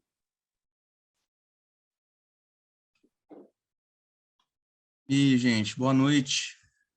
Estão me ouvindo bem? Me vendo aí? Liguei a câmera, meu computador está meio lento. Na semana passada eu me apresentei, né? Sou o Chico. Eu acho esse assunto do agite próprio importantíssimo. Assim, eu venho estudando esse assunto há um bom tempo. desde o tempo que eu atuei como educador social aqui em BH, e isso me levou ao PSTU e hoje me levou ao CAS. Eu achei que você trouxe os pontos mais essenciais, os aspectos mais gerais, a ligação da agitação e propaganda com o leninismo. Acho que esse é um dos fundamentos do assunto mesmo, né? Lá no Que Fazer e tal. E eu queria trazer algumas reflexões sobre essa inserção estratégica do agitprop, que também tem uma relação com a tática, né? Quer dizer, o agitprop está inserido dentro de uma dinâmica social, né? Dentro de uma conjuntura. Se a gente for pensar na conjuntura brasileira atual, a função de uma brigada de agitprop seria bem diferente da função de um agit-trem lá da Rússia de 1918, por exemplo, né? Ou da Alemanha dos anos 30, né? Que Eu foram não as falei duas. sobre o Agit-Trem, né? O Agit-Trem já é outra coisa, né? O Agit-Trem são para os frontes, né? Eu falei mais sobre a Sim, questão da população civil, né? sim, e é exatamente disso que eu queria comentar e ver até se você poderia falar disso. Que hoje, por exemplo, a gente tem um retraimento geral da classe trabalhadora na luta de classes, né? E a função do agitprop hoje seria o quê? Levar a consciência da classe trabalhadora, produzir um ascenso, né, da consciência revolucionária da vanguarda, reunir grupos de artistas, né, para organizar coletivos de agitprop, né, visando essa politização das classes dominadas. Só que na Rússia, que foi onde o teatro de agitprop, né, que você trouxe, foi onde se desenvolveu mais, estava inserido justamente dentro de uma revolução, né? E não só dentro de uma revolução, mas dentro do processo mais importante da Revolução Russa, que foi a Guerra Civil, como você mencionou. E a Guerra Civil Russa foi o período do comunismo de guerra, né? Quer dizer, e o comunismo de guerra ele organizou a luta contra os 14 exércitos contra-revolucionários que invadiram a Rússia, mas ele também implantou o socialismo, né, na Rússia, né? Foi o comunismo de guerra que implantou a ditadura do proletariado na Rússia. Ele não só organizou o combate à contra-revolução por meio do Exército Vermelho, mas foi o comunismo de guerra que, de fato, implantou a ditadura do proletariado. Foi ele que expropriou a burguesia, promoveu a expropriação da grande propriedade capitalista na Rússia, isso tudo por meio do comunismo de guerra. E quando os bolcheviques chegam ao poder, em 17, os dirigentes da Revolução eles se limitaram a estabelecer o controle operário da produção e dos bancos, que já existia até antes da Revolução, mas não houve expropriação. Mas o comunismo de guerra pega e expropria a grande propriedade. Aí vem a NEP e tal. Mas em relação a agitprop, bicho, a gente, nesse momento, tinha uma efervescência cultural grande na Rússia, né? Moscou, Petrogrado, tinha reuniões, né? Muitos coletivos, tinha o grupo lá do Gorky, o futurismo, né, do Mayakovsky, tinha o construtivismo lá do Rodchenkov, a Proletkult, como você citou, uma porrada de grupo. E como que você vê a agitprop nesse contexto como uma necessidade da guerra civil? Porque o Trotsky, né, a exemplo do que outros comandantes de exército fizeram na Primeira Guerra Mundial, ele convocou diversos artistas russos, profissionais da cultura, para levar atividades culturais para os soldados, né? O próprio Trotsky tinha um trem, né, em que ele se deslocava, e aí tinha no trem tinha gráfica e tinham grupos também que se apresentavam, e esses agit-trens estavam nesse contexto, né? Que o Exército Vermelho teve que passar por um processo de democratização interno, né? Diferentemente dos exércitos imperialistas do mundo capitalista, o Exército Vermelho ele tinha uma estrutura hierárquica menos rígida. E nisso os soldados precisavam ser formados, né? E o agitprop vem muito nesse processo de formação dos soldados. Então, Chico, como que você acha que se articula essa questão da tática e da estratégia com o agitprop? Se você puder falar um pouco dessa relação do agitprop com o comunismo de guerra, a guerra civil e tal, o Exército Vermelho. só É isso, uma pessoal. coisa antes do Berg responder. Eu tinha até conversado já com o Berg também, para a gente, a partir de agora, eu vou estar controlando o tempo das perguntas, tá? Assim, e dos comentários, em torno de 3 minutos, quando alguém falar, e aí a gente deixa o Berg responder, tá bom? A partir de agora eu estou controlando. Aí o próximo, não sei se alguém já emenda, Berg, se você prefere responder, tem mais uma pergunta rapidinho, que é falar do Júlio rapidinho, também. senão eu esqueço. Eu vou falar rapidinho, porque senão eu esqueço. Bom, Chico, muito obrigado pelo seu comentário. Acho que foi basicamente um comentário, né, mais que uma pergunta.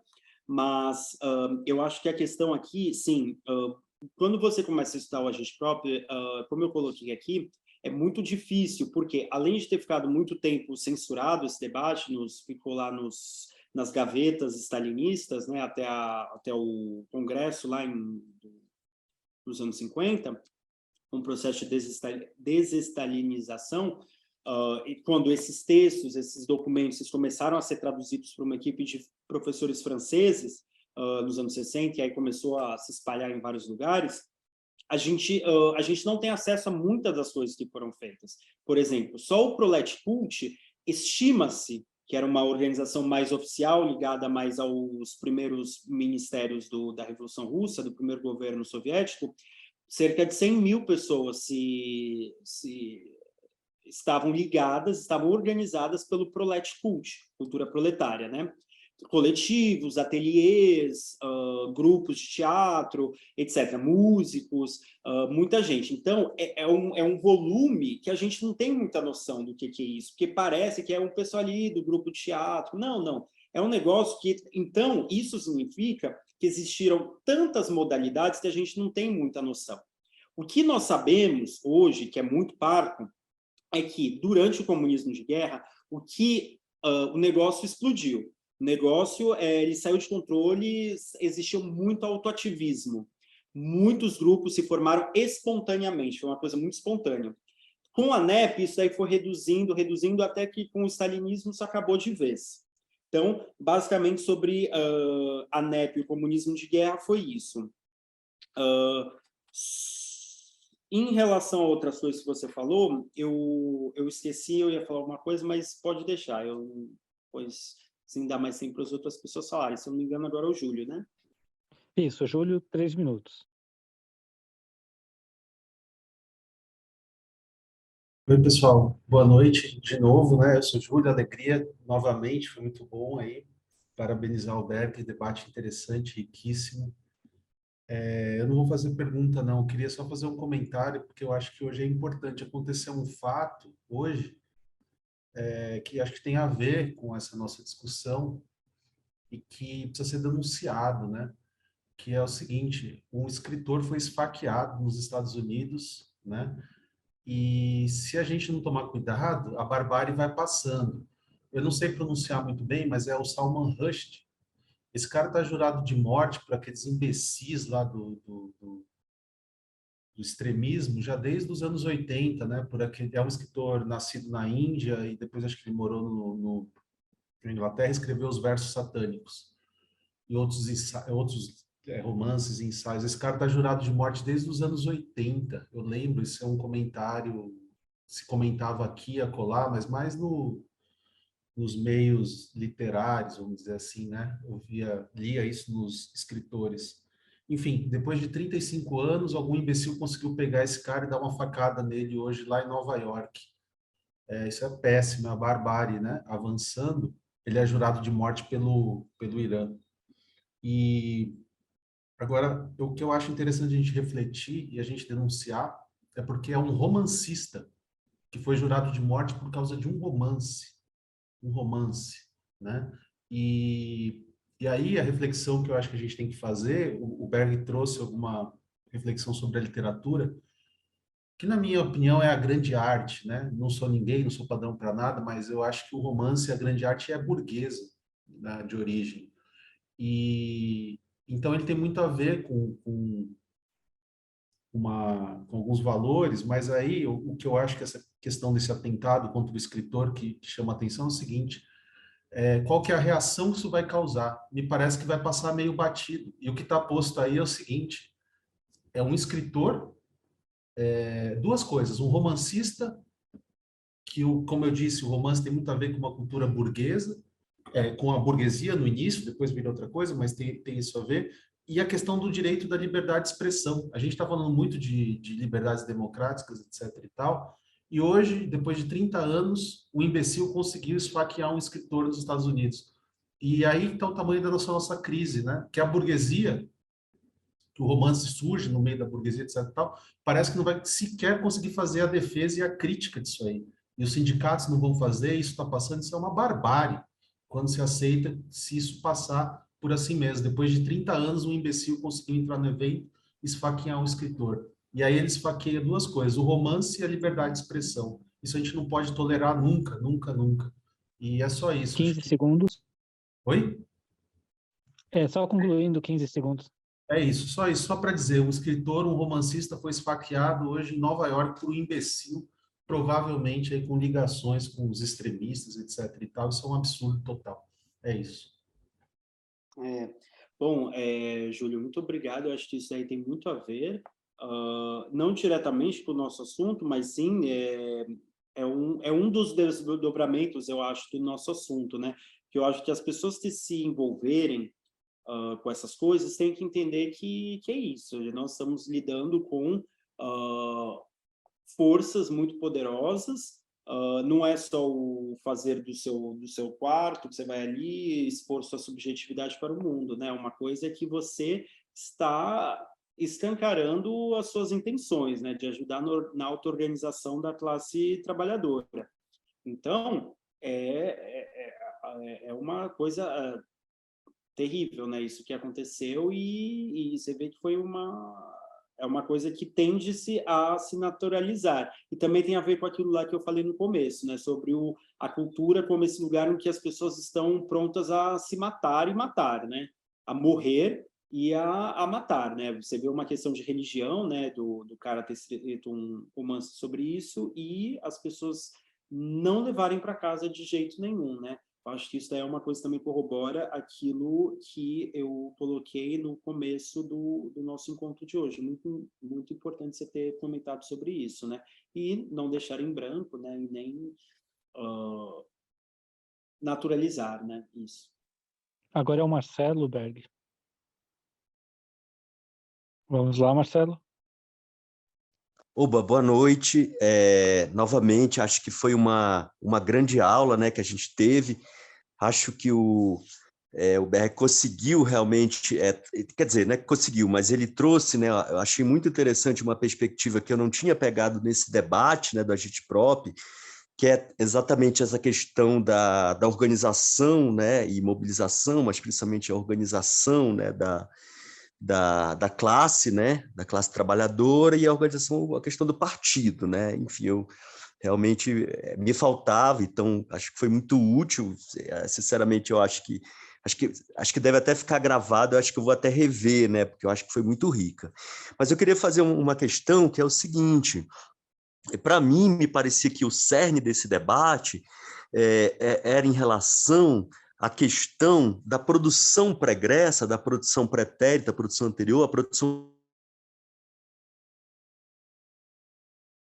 burguesa e a produção lá de Santos, etc., e de outras épocas, a antiguidade, enfim, seja o que a gente chama hoje de patriarcado, enfim, mas são palavras que a gente usa hoje, obviamente que ali era outra coisa, teria que pensar de outra maneira, né?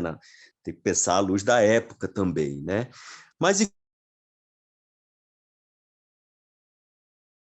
enfim, e que, na verdade, eles não achavam que seria uma terra arrasada da cultura, que temos que destruir tudo e começar do zero, né? Mas de usar todo esse legado, né, histórico, humano, para o proletariado, para a classe que teria poder dar um salto e poder, como falaram no Estado de Revolução, destruir o próprio Estado, enfim, em busca de uma sociedade livre, verdadeiramente livre, socialista, comunista e assim por diante, né? Então, assim, quer dizer, eu acho que ou eu não peguei, ou não entendi, ou não sei se ele não quis realmente, né, o Lindbergh, se ele não quis, com esse legado que nesse período agora da sociedade burguesa é de artistas burgueses, né? E que, na verdade, o Lenin e o Trotsky eram contra, né, uma arte proletária, né? Quer dizer, como se houvesse, né, isso, quer dizer, porque justamente o que eles defendiam era a superação, né, das classes sociais, né? Enfim, por uma arte verdadeiramente livre, socialista, etc., né? Quer dizer, mas que 15 também segundos, só concluindo. não existe uma arte socialista em si, seria uma arte que transcenderia, né, esses adjetivos, etc. Enfim, não sei se ele teria alguma coisa para falar sobre isso, mas foi uma coisa que me inquietou, instigou e, novamente, adorei a aula de hoje. Obrigado.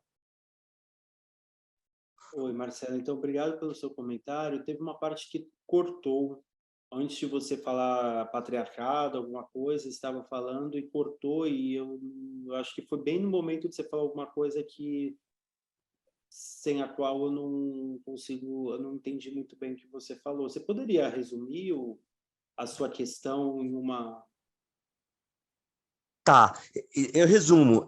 O que fazer, né, diante do processo, de um processo revolucionário, né, com a arte, a história da arte, né, com a arte precedente, a arte da sociedade burguesa, a arte da sociedade feudal e a arte da sociedade escravocrata. O que fazer com essa arte passada? Ah, entendi. Bom, esse é um debate muito rico, tem livros e tal sobre isso, é um debate bem bacana, e ele tem vários momentos também, tem vários momentos. Você citou Lenin, o Trotsky, né? O livro do Trotsky já é mais ali na década de 20, se eu não estou enganado, né? Eu acho que o livro daí é de 24, né? Literatura e Revolução, que você está se referindo. E tem todo o debate do Lenin com o Lunacharsky ali no começo da Revolução, né, de 17 a 24, né, que é quando o Lenin está vivo. Depois o negócio só degenera, né? Mas vamos então tentar entender uma coisa aqui. Eu acho que a primeira coisa para limpar o terreno é entender se a gente levar a sério o que o Trotsky estava falando e o Lenin, né, de dar toda a liberdade possível à arte e de não simplesmente sair destruindo tudo, como a gente até falou sobre a preservação do patrimônio, como alguns futuristas e outras vanguardas queriam, né, achavam importante destruir toda a cultura do passado para fazer emergir esse novo homem, essa nova pessoa.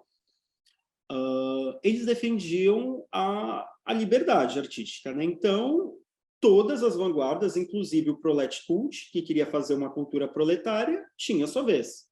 Correto? Estamos juntos aí, certo? Então, por mais que ele discordasse dos futuristas, ele deixava lá os futuristas fazerem os experimentos deles, né?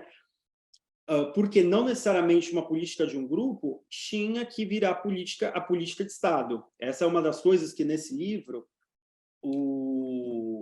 que saiu pela Expressão Popular, o Lunacharsky, do Anatoly Lunacharsky, se eu não me engano, ele está na bibliografia Revolução, Arte e Cultura, né? Ele coloca alguma dessas questões, né, de quando, às vezes, ele estava mais próximo das opiniões do Trotsky, às vezes das opiniões do Lenin, e por aí vai. Porque o debate é todo muito complexo. A gente, às vezes, como a gente tem nossos escritores preferidos, às vezes a gente frequenta grupos, a gente, às vezes, fica com uma visão muito enviesada, pensando, o Trotsky falou isso, então o surrealismo é maravilhoso, não tem nenhum problema. Os outros, eles estão querendo destruir tudo, não é bem assim, não existe cultura socialista, é que são tantas experiências, são tantos debates que foram surgindo, era um negócio tão efervescente que você tem que perguntar onde, quando, como, quem e tal, porque o Lunacharsky, por mais que ele deixasse os futuristas fazerem as coisas, ele incentivasse o Prolet Cult, ele também discordava disso, que deveria haver uma cultura proletária, uma cultura socialista, só que ele, como homem do Estado, ele tinha que deixar o negócio acontecer, propiciar as experimentações. Porém, não necessariamente a política de uma vertente, de um grupo, de uma tendência, virasse política de Estado, né? E foi exatamente o que aconteceu com o stalinismo, né? com o stalinismo, o negócio o realismo socialista virou a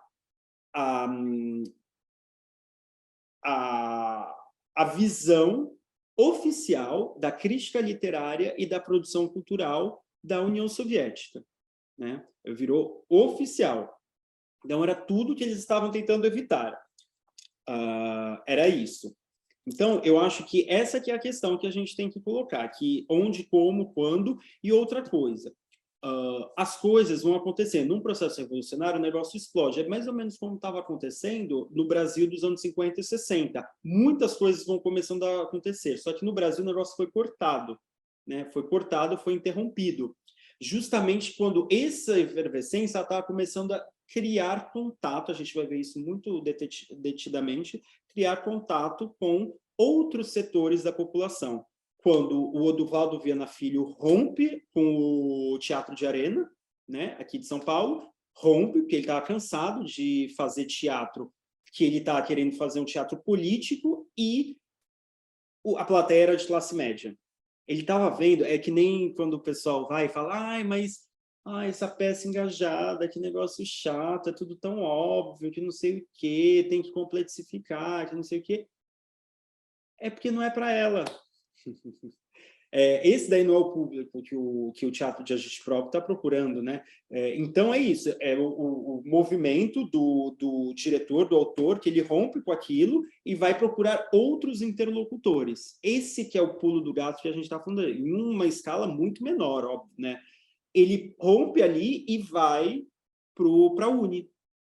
Vai se envolver com um movimento social, um movimento vivo, ativo, outros intelectuais, o pessoal do PCB, com partido político, então se envolve com partido político, movimento popular, né, movimento social, através da entidade, e vai começar a rodar o país e tal, e procurar esse público, primeiramente com o pessoal da Uni, né, os estudantes, né, que já amplia, né, o público, e depois nas univolantes, né, que vão para o Nordeste e tal, e aí vários problemas, e a ideia era que cada lugar que aquela univolante passasse fizesse um CPC, um Centro Popular de Cultura, né? Ou seja, é a organização gerando organização, semeando organização, né? E aí que o negócio é cortado, né? Porque é aí que o negócio fica perigoso. Porque você ficar fazendo post patrocinado no Facebook, ninguém tá nem aí, porque sabe que no máximo que vai render é uma subcelebridade, né? Como a gente vê os youtubers e tal, toda essa questão, né? O máximo que rende é isso. Então, e vota um parlamentar ou outro, então tá tranquilo. Mas poder social, aí é presencial. Tem que ser ali, presencial, criar pessoas que vão lá, conversa, traz, leva, e vai fazendo. Isso daí, quem já militou sabe como é que funciona o negócio, né? Então, a questão é de oxigenar isso, né? Não ter medo também de deixar o negócio correr solto um pouquinho, né? Não pode também ficar ali com o cabresto muito em cima, né? Mas é óbvio que é fácil falar, é difícil fazer, etc, etc, etc. Então, é mais nesse sentido, de que por mais que o Trotsky tenha falado, o Lenin tenha falado, o negócio vai acontecendo. Independente do que a gente acha, eles estavam tentando influenciar o negócio, e é legítimo, só que o negócio vai perdendo o controle, né? O próprio Lunacharsky, ele achava os futuristas um pouco too much, porém ele deixava, né, os caras fazerem e tal. Depois todos foram mortos pelo stalinismo, né, com certeza. Então é basicamente isso que eu teria para falar com você. Eu acho que foi isso, eu não sei se eu consegui responder sua pergunta. Ou se eu fazer um bate-bola. Então é isso, pessoal. Boa noite, fiquem bem, bom final de semana a todo mundo. Espero vê-los na próxima sexta-feira. Então eu me comprometi, vou tentar enviar o texto, né, os excertos do texto do Lenin para quem nunca leu ou para quem já leu, né, ter a referência, né, depois, quando tiver mais tempo, voltar, ler, e pelo menos o argumento da ópera Café, do Mário de Andrade, que é o texto que a gente vai começar a abordar as experiências de cultura política brasileira. Evidentemente que uma ópera que o Mário de Andrade ficou ruminando durante, sei lá, 10, 12 anos e nunca publicou, nem terminou, né? E ele não é a mesma coisa que um teatro-jornal para revolucionários analfabetos na Rússia durante a Guerra Civil. Está nem perto disso. Porém, há um processo de acumulação que é importante tentar definir, ver, porque aí ele traz problemas tipicamente brasileiros, né? E aí a gente vê como é que nós nos inserimos e como há uma acumulação até chegar na inserção do Brasil nessa história que eu estou contando, né? Desse acúmulo de ferramentas da gente própria, do movimento operário internacional, como é que isso daqui se instala no Brasil aos poucos, né? Porque muitas dessas experiências que no Brasil existiram, a gente não tem registro, né? E quando tem é muito pouco, né? Então é isso, um beijo, um abraço para todos e vejo semana que vem. Bom, tchau, tchau.